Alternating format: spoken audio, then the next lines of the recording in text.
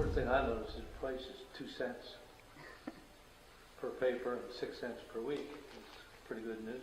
And throughout the year, we would open 3 cornerstones because we have 3 cornerstones in our church. So naturally, we're going to start with the oldest one first, which comes from the original building. Well, we had a very nice service out on the corner after church one day to check out what was inside. I fully expected there to be a Bible, but I didn't know what else would be with it. And we discovered that along with a small Bible, there was a small hymnal and a copy of Luther's small catechism, as well as some of the Bible school or Sunday school materials and some old coins. There was one picture of KGE Hall, which is where the congregation first met before the building was put together, which is used to stand down across from Deal's funeral home here in Mount Wolf, and the York Dispatch. Dated November 8th, 1915. So we got a hold of somebody by the name of Bob Reeser, which was a bricklayer from one of our longtime members who had passed away, Henry Moore. He's 81 or 82 years old. So we set the day up, and he showed up. And he brought a friend with him, a younger friend that was going to do all the sawing, because they had to use a power saw with a real big blade on it for cutting the stone. But actually what they really cut was the grout that goes around the stone and holds the stone in. They started cutting away and cut into the corners. It's down on the ground, it's ground level, which a lot of them would be easier if it was a little bit higher.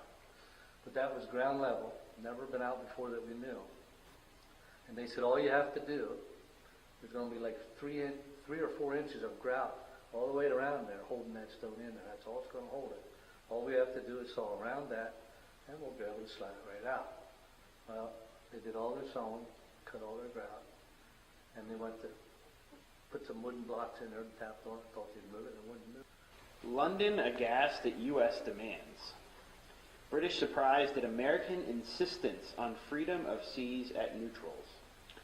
In London, notwithstanding the forecasts of the American note to Great Britain, which had been sent from Washington by correspondents of the British press, surprise is the predominant tone of the majority of British newspapers in their comment on the document. And they got in there and they found out that the box had never been taken out before.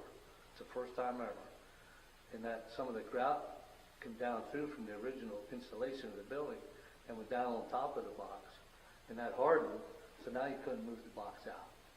So what they had to do was move those bricks out on the top and get in there with little chisels and hammers and hack away at it until they broke it loose. And then even then we ended up getting a big pry bar, a big digging iron, and we finally got the brick loose a little bit.